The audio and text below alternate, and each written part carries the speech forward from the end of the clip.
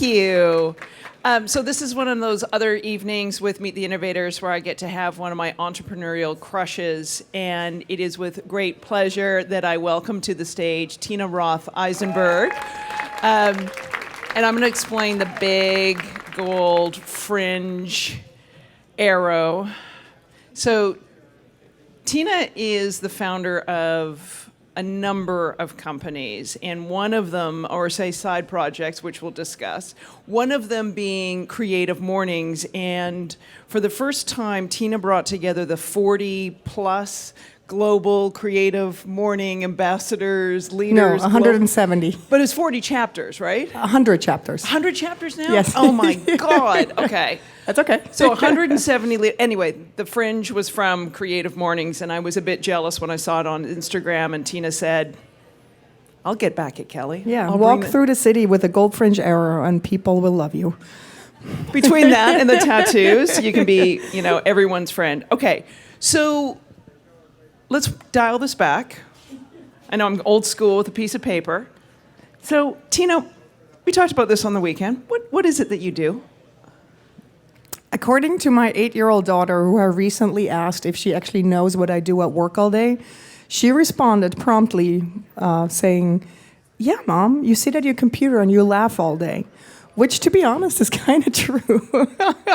And it's a very good way to explain all the many things I do. So I'm originally a graphic designer. I trained, Swiss-born and Swiss-trained graphic designer that moved here 16 years ago. And over the past 9 years, I started a few side projects that have accidentally turned into businesses. So I no longer actually work as a graphic designer. I no longer have clients. I started a blog called Swiss Miss that has gained quite a bit of following. I started a breakfast lecture series, as you just mentioned, Creative Mornings, which has unexpectedly grown into 100 chapters around the world and happens monthly. I started a temporary tattoo company called Tattly, which is more a joke than anything else, and now we have 14 employees. I started a TeuxDeux app called TeuxDeux, and I started a co-working space called Studio Mates out of Brooklyn, that is in Brooklyn, Dumbo. So it's complicated.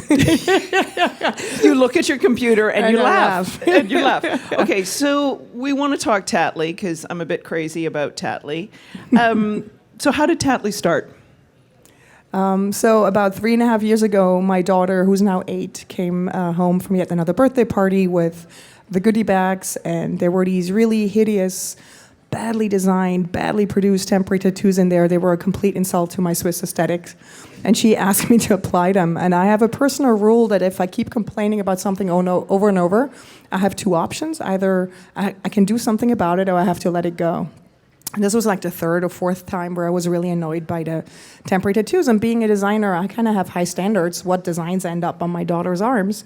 So I researched a bit what it would take to produce temporary tattoos. I realized it's not that hard. And then I sort of took a moment and said, well, I design websites for a living, so I can do that myself. I have a really great network of illustrators and designers. So I reached out to them and said, like, hey, what if I would make a site just for fun? Let's make some cool temporary tattoos. And literally the next day, I had really cool designs in my inbox. I didn't realize that actually designing for skin is like a new canvas. It's really exciting. Yep. And then 2 months later, we launched with 16 designs, sort of more joke than anything else. I thought I'm going to ship a few, maybe 100 a month out of my studio as a side project, a labor of love. And then what I didn't expect is that the first day, as I announced it on my blog, we had over, I think, 150 orders the first day. And the second day, I got a call from the Tate Modern Museum in London asking me if they could have a wholesale catalog. And I was completely cool. It's like, absolutely, no problem, coming right up. And then I hung up the phone and I turned around to my studio mates and said, hey guys, what's a wholesale catalog? I have no idea. And then Can we put together a wholesale catalog? What's anyone doing? So the learning curve has been very steep, and I took it more seriously after that. And it's been, it's really beautiful when you start something in an industry that you know nothing about. Granted, it's not rocket science. I mean, I'm not going to challenge Elon Musk on going to Mars.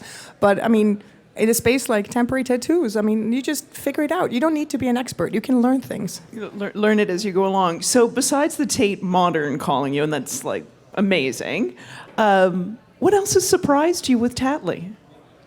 Well, what surprised me the most is actually that the target audience is not what I mean, it is, kids love it. I mean, I made this so that my daughter and my son can have really cool temperature tattoos and their friends. What I'm realizing now, though, is that whenever we're in the land of play dates, my kids are still small, so when we have friends come over, parents with their kids on Sundays, the parents ask first. They're like, hey, what new Tattlys do you have? And I'm like, wait a second, you're not asking for your kid, you're asking for yourself. So what I've realized is actually there's a huge market for grown-ups that Right. just love to express themselves, love the chuckle you can get out of people when you wear, a cheeky temporary tattoo. And those of us who are pain and, needle fearing, Yes, exactly. And if you look at what is really surprising is if you look at our store roster, like we're in over about 600 stores around the world now, and when you look at the roster of it, we're in the MoMA store, which to me was one of the biggest moments in my career. I stood there the day I got in there, for an hour, being awkward, standing next to my product, going, "Ah." So, we're in really prestigious stores, but then there's a butcher in Williamsburg that carries us, which, hipster butcher, of course, but how cool is that? That is so cool. There's coffee stores, there's children's stores, it's so adaptable, and we have over 500 designs that you'll find something that matches your gift store or butcher or bakery, or it's cool. That's really cool. That would have surprised me if someone had said to you, reading the tea leaves or the crystal ball and said, your tattoos will be sold by a butcher in Brooklyn. Yeah, and I love it. That is amazing. And who wears Tattly? You've talked about parents. Any other sort of surprising things besides parents and children and play dates in terms of? It's really all across the board. And here's one of my favorite stories. So anyone who's ever seen some of my talks that I've given, I often talk about my slightly eccentric, very cool creative aunt, Swiss aunt, Yes. Hoey. And so she's a fashion designer, always been a really, really creative person, and she's up there in age now. She's my role model. So we were at about a year and a half ago. Flew home to surprise my mom for her big birthday, and my aunt was there too. And as I got later in the party, and people had a few glasses of wine. I was like, well, no, let's try another round of Tattly and the crowd was a bit older than I'm used to. And so I'm tatting people up, and my aunt goes, man, you have so many of these. That you have a connection to this company?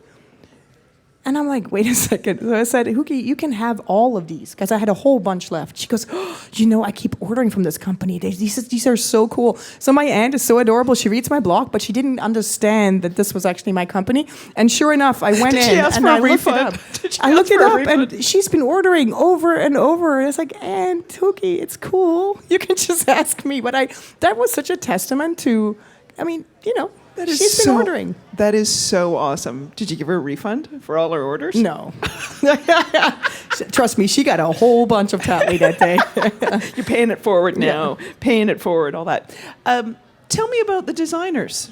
Because for me, part of what is so amazing about Tattly is you are now creating a completely different income stream and creative opportunity for these artists and designers. Mm-hmm. So I'm super, super excited and proud of, if you look at our artist roster, we really celebrate our artists. If you go to our site, there's an artist roster. We tell you a little bit about them. We link to their sites, and they're really, really established designers, illustrators, artists out there.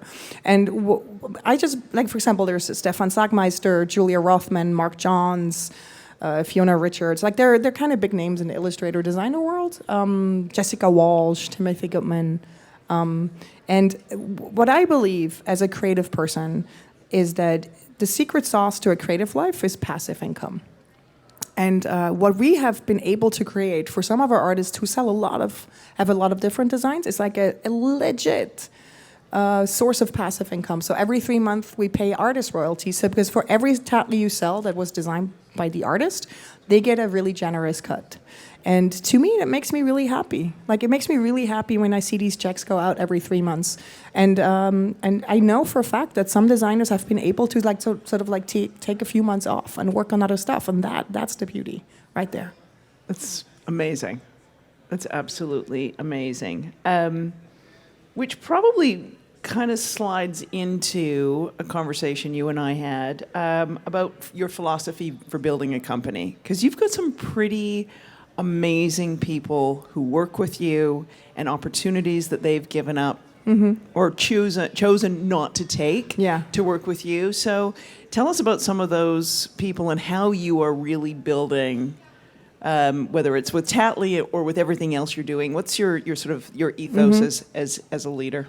Well, so I'm really, really fortunate. As you said, I have really remarkable young people working for me.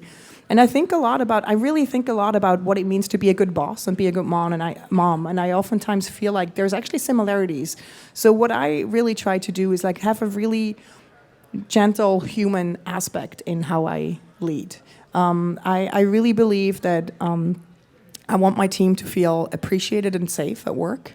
I probably give them a little bit too much responsibility at times, but I trust them. They're capable, young, super smart, hustling people, and I feel like there's never been a better moment in my life. I remember when I was young, when somebody who was a little more advanced in their career sort of looked at me and said, like, Tina, I think you can do this. So just go and I trust you. I mean, that is like just the best feeling ever. And that's what I'm trying to do with my team. And again, sometimes I trust them with things that I probably shouldn't trust them with.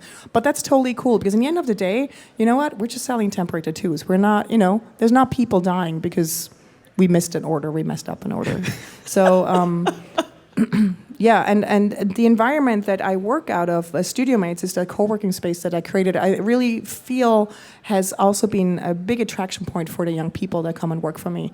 Because we have 60 of the most talented designers, developers, illustrators, writers in our co-working space, which makes it, it's a huge potential. Just by working out of my space, you instantly grow your network like so dramatically. And I feel like this younger generation also realizes it's not, in the end of the day, it's not about money. Right. It's really about the network you build. It's about the experiences you have and what you can learn. Right.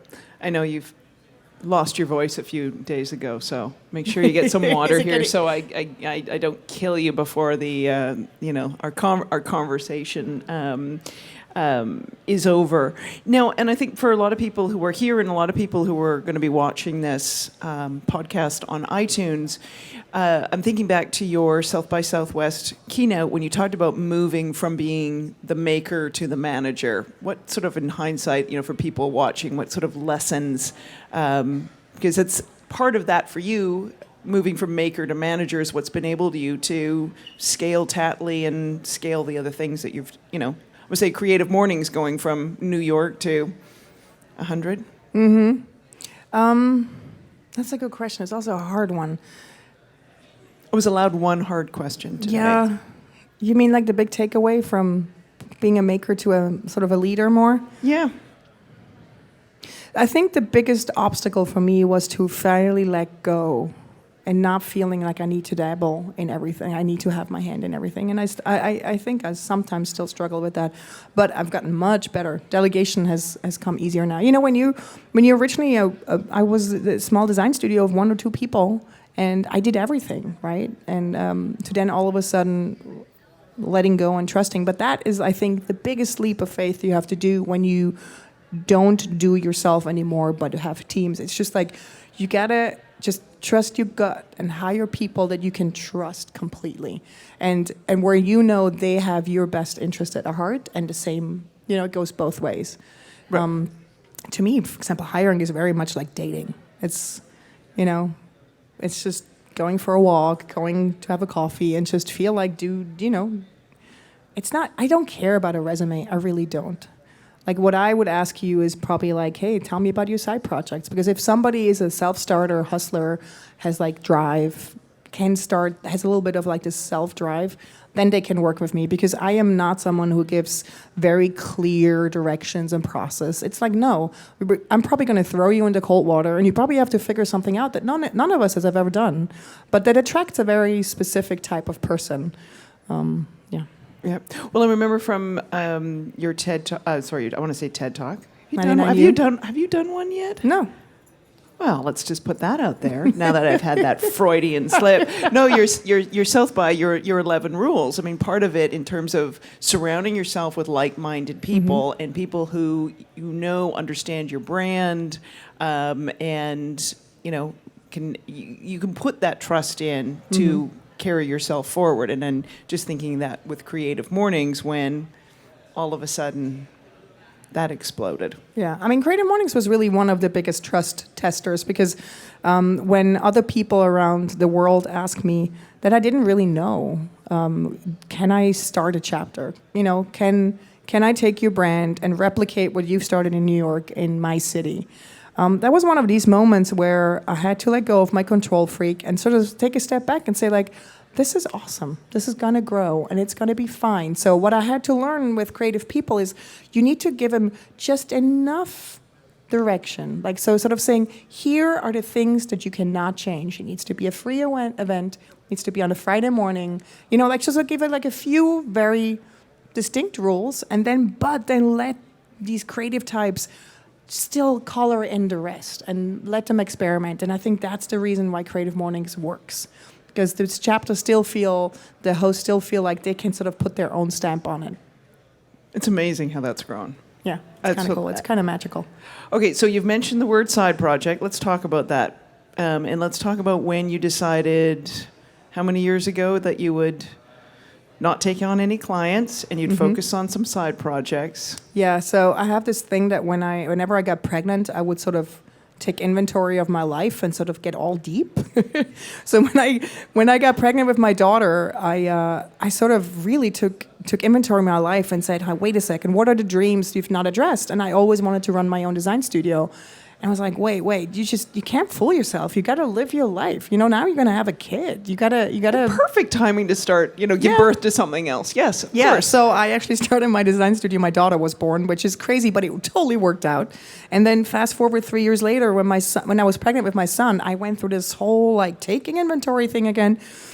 And I realized I really didn't like having clients. so any clients or what? She's not talking about you. She's talking about those other ones. I am not made for the service industry. This is a total personality thing. It has nothing to do with the clients. So I looked at what actually really made me happy, and I realized I started Creative Mornings.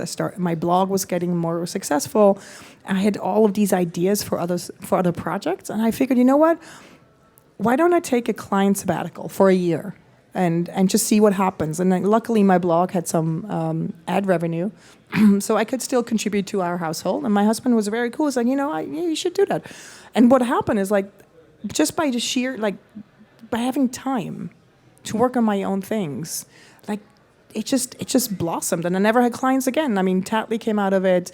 The TeuxDeux app came out of it. And Studio Mates grew. I'm very lucky. I'm very fortunate. I realize that. And that's why I say, made the comment with people who work with you having side projects. Let's talk about some of your other stuff for just a minute, for people who don't know. Talk about TeuxDeux. TeuxDeux. So anyone here a list maker in the audience? Who likes to make lists? So anyone of you use TeuxDeux already? Oh, look, there's some people. So TeuxDeux came out of a lunch conversation in my co-working space where I saw my studio mate, Cameron Kozon, work on a TeuxDeux app that I really didn't like. It had too many bells and whistles. So I asked him, hey, I thought maybe I just don't use it right. So I said, hey, Cameron, over lunch, can you explain a bit, why you like this app? And he gave me an intro, and I was like, And then I said, I have this ideal app in my head. And actually, it was a paper version that I used in front of my keyboard. And I went into this rant on how I need to see my to-dos over the week, and how I need to organize them over time, and how I need to cross them off, and blah, blah, blah. And he just sat there, and he's like, Tina, come on, just design it. Design the UI that you want this app to be, and I'll build it for you. And sure enough, I designed it the next day. 48 hours later, we had a working prototype that we used in our studio.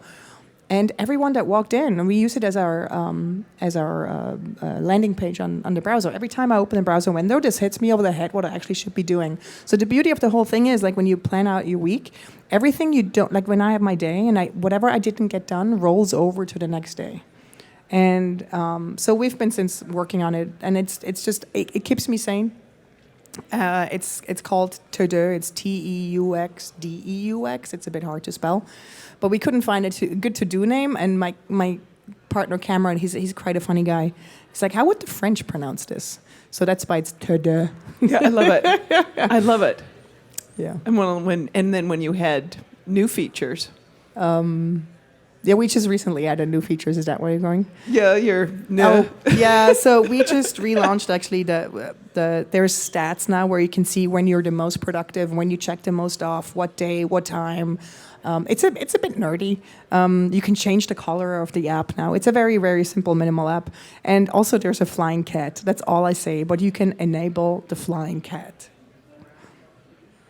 You know, this is one of the things. I gotta update my. Yeah, you gotta. Yeah, the flying cat is only in the browser. But so the one thing I want to say about everything I do, and I feel so strongly about that, is that I try to sprinkle the possibility of a smile in everything I do, and I really believe that's what people sense. Like for example, in the way we send our mailers with Tattly, like our invoice, I brought some the invoice. I spent so much time designing it, and there's little jokes in there on, like, it's a dry invoice, but you can still make it surprise fun. and delight, and that on creative mornings you can, when you like a video, it rains hearts all over the browser, which is it just makes you chuckle, right? Or the profile sections you can filter by single, just in case. I might go check that out. Yeah. You never know. But also, let's go back. Okay, let's go back to today. Originally that was free. Yes, TeuxDeux originally was free because we just built it for ourselves, and we thought we can keep it free forever. What we didn't realize is that we launched it. Eventually, we made a version where anyone could sign up because people were constantly asking us, and we had to hard code people in. And so in 2010, in December, we launched it and said, like, hey, people, here it is for free. And we didn't expect much at all, as always. And I blocked it. And 2 hours later, I look over to Cameron, my business partner, and he's like pale. He gives me this look of horror. And I was like, Cameron, what's going on? He goes, I don't know what's going on, but we have signups by the thousands. So what happened is all the, Lifehacker, Fast Company, like all of the big blogs picked us up immediately. In fact, Fast Company wrote a blog post about us saying it's the best to-do app of 2010. So we just made it. It's December. We launched, and boom, we're the best. Do you want to have the best app launch in December? Yeah. And have Tina blog on it? Maybe that's the answer. But No. that's hysterical. Yeah, I mean, I really feel like if you're a list maker and you live in the browser, right? It's the getting things done people, GTD, right? Yeah. They love it. And what's really adorable is that for some reason we kind of broke into the church world. So when we built this app, it was for us. It was for our, sort of nerdy web community.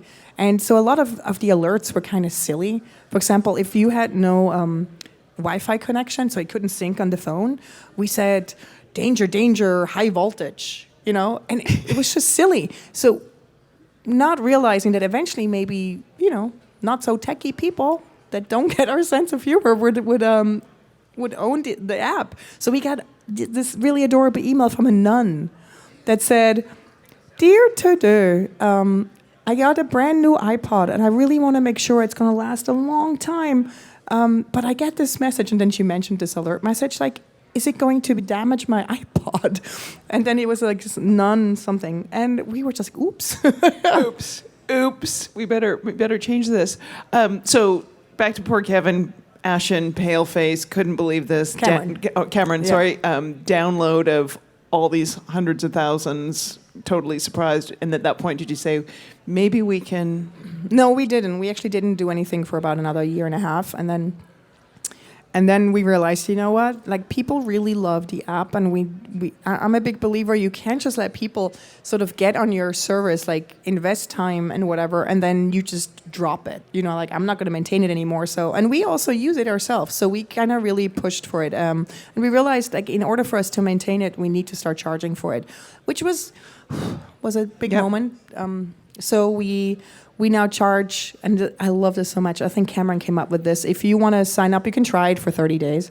But then if you think this is for you and makes your life more, productive, You can either pay by the year, then you're a believer, it's $2 a month, or you can be a skeptic, and it's $3 a month. And I just love the wording so much. Are you a believer? Are you a skeptic? So I constantly have people come up to me and say like, hey, I'm a believer. Yeah, I am a believer. I am a believer. Thank you. But I also have this thing, you're saying that you're charging enough so this can be maintained. Yes. But I also have this sort of view that at some point we need to pay for these things.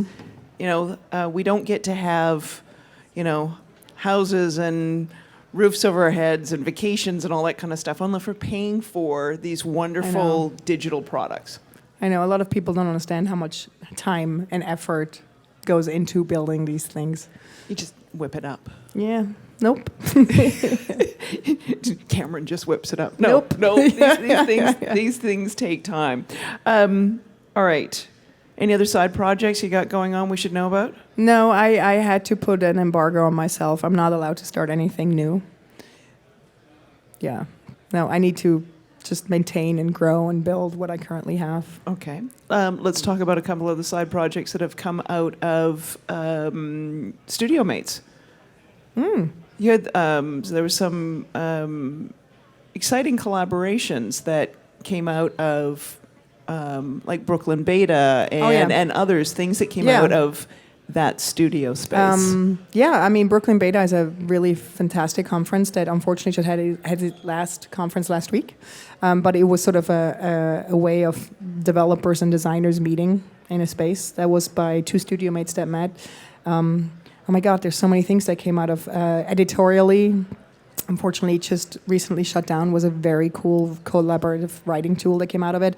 There's a symbol set, Dropmark, Siteleaf, lots of really cool webby apps that came out of Studio Mates. And you just attribute that to this, I'm going to say the unique character of the space in terms of people collaborating, or what would if someone else said, oh my God, all this creativity came out of Studio Mates, I want to do the same thing, what would be your advice? Well, I think Seth Godin actually said it really beautifully, and I'm gonna totally butcher his quote here, but I'm just gonna paraphrase it.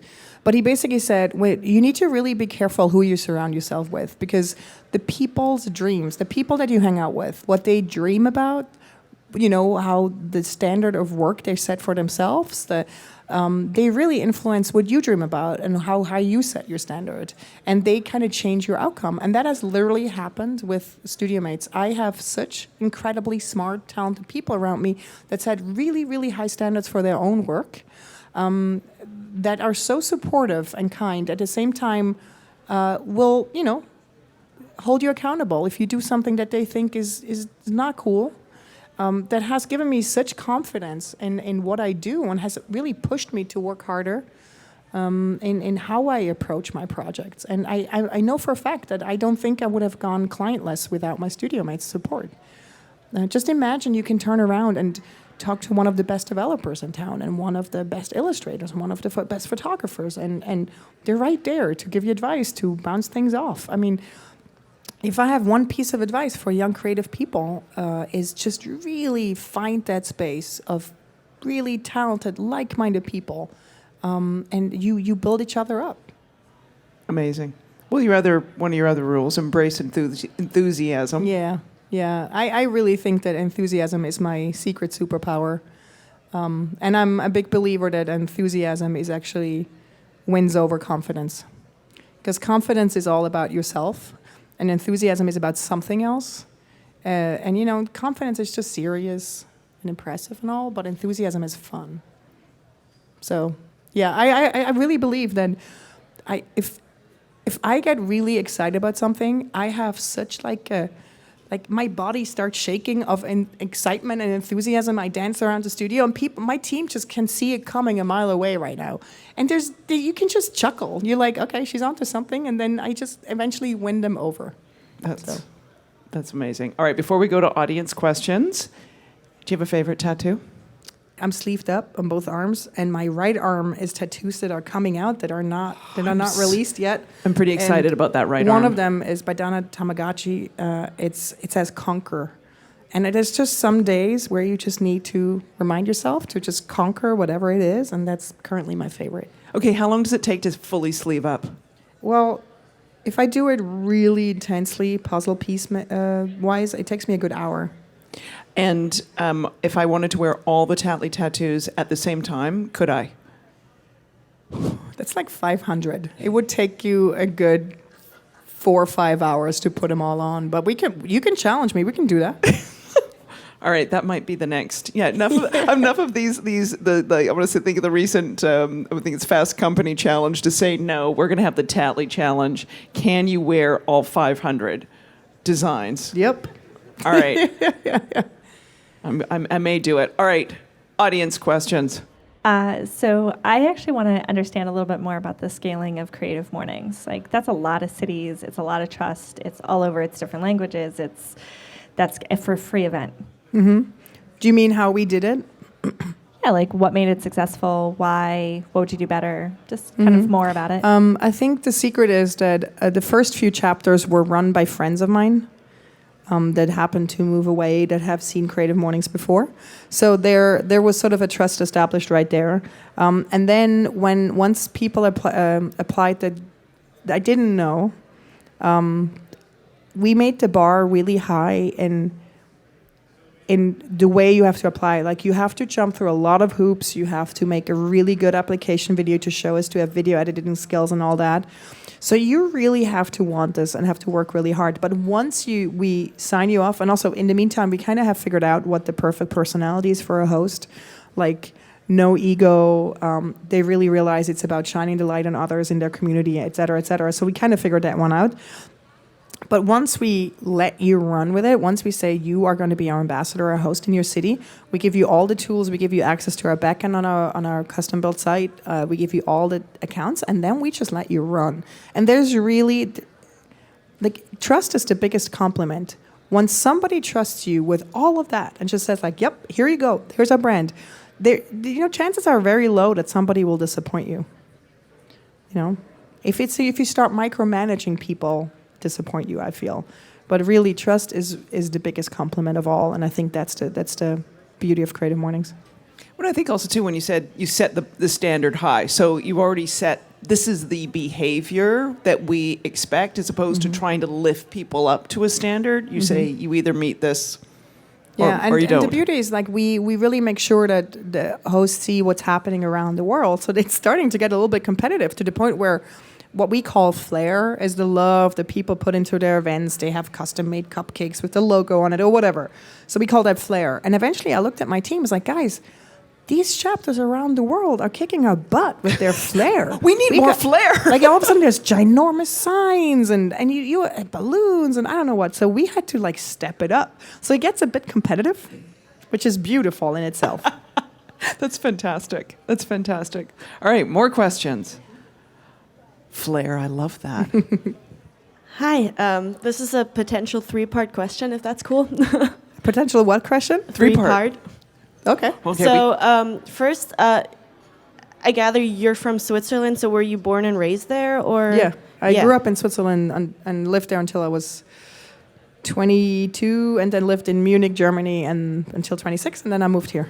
And you were in a large town in Switzerland, as I recall. Yeah, 2,500 people. Yeah, it's a small town in the countryside. So the South by keynote that I mentioned with Tina, she actually said how many people will be in the room, and there was going to be, 5,500? Yeah, it was double the size of my town. And so Tina had, it's great, you should go to Swiss Miss, find the clip right at the beginning of her South by talk. She gets the room to do a wave. For my parents.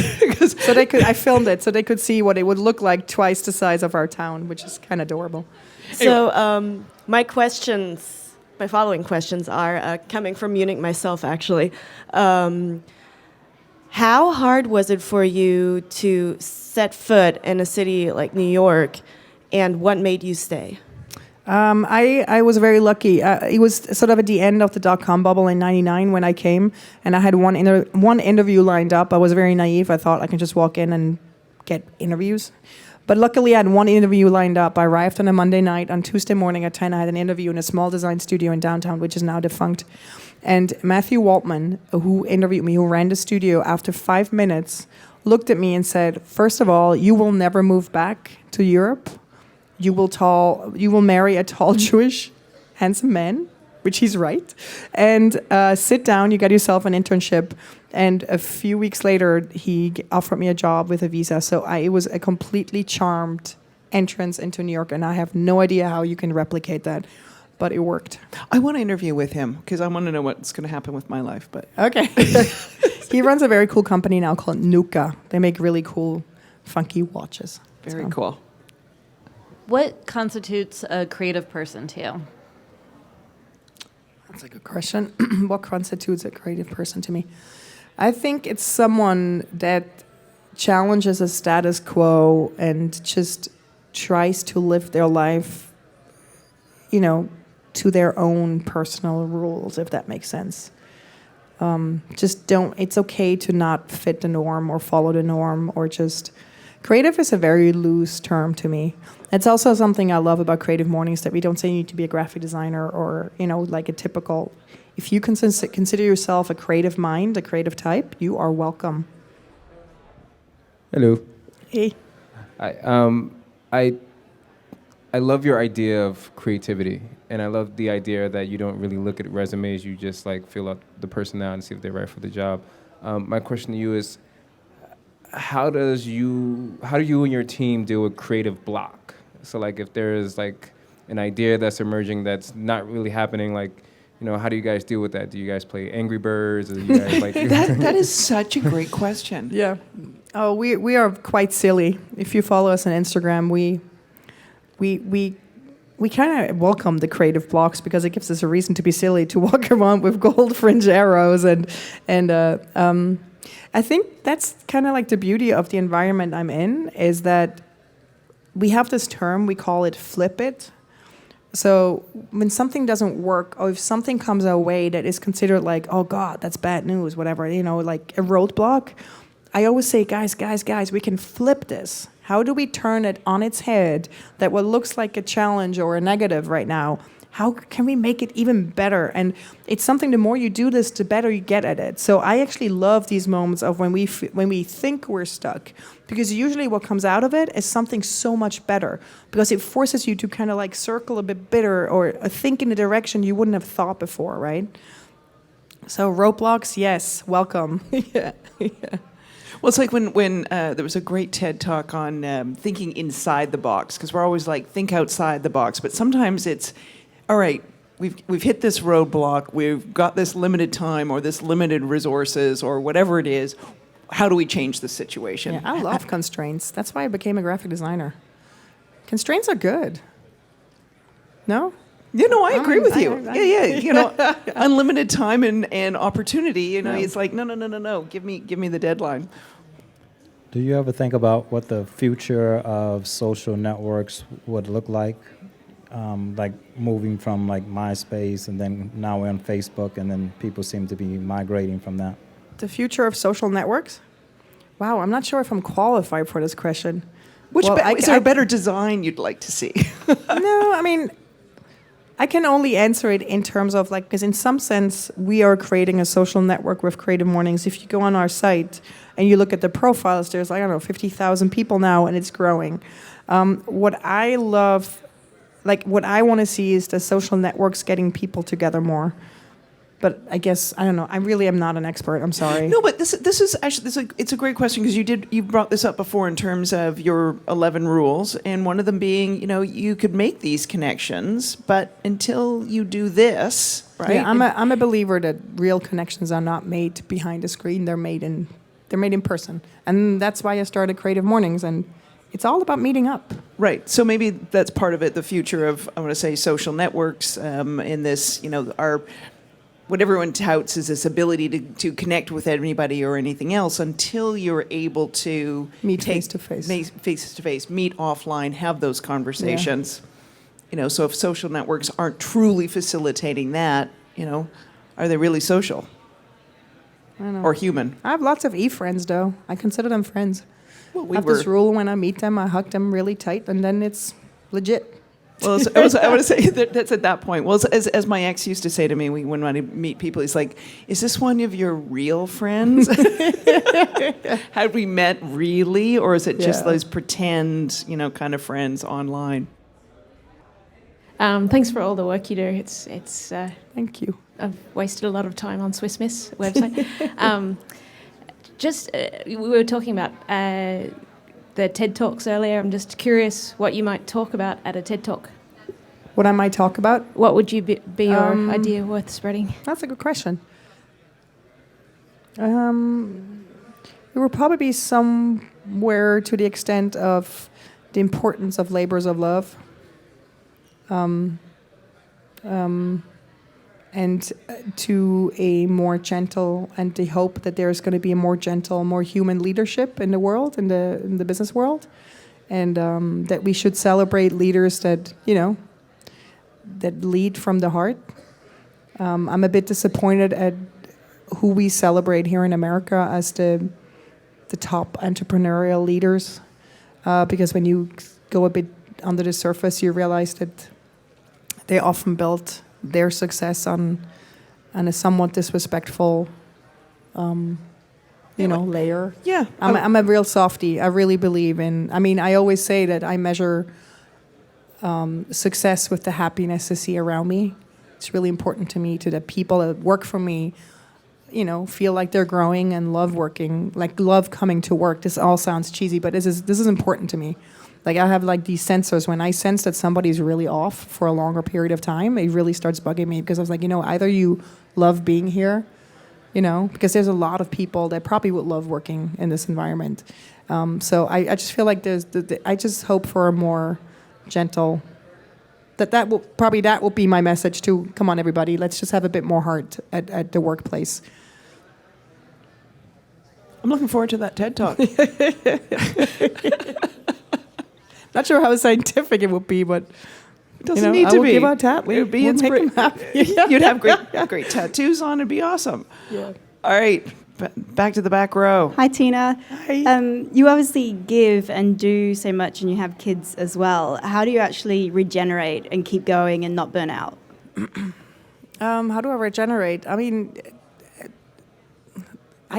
I love going to Superhuman. work. My work is my happy place. Like, I'm surrounded by so many cool people, and I get to do so many interesting things all day that, I mean, it sounds weird, but, I don't have any clients that put deadlines on me. I put them on myself. So I think you just need to find out what works. Like, ever since I don't have people giving me deadlines, I work much better. I'm much happier, right? So, and then I love going home and hang out with my kids. I hang out with my friends on weekends. I mean, I don't need much more. As long as I keep making cool things and be surrounded by really interesting people and have really interesting days, I'm happy.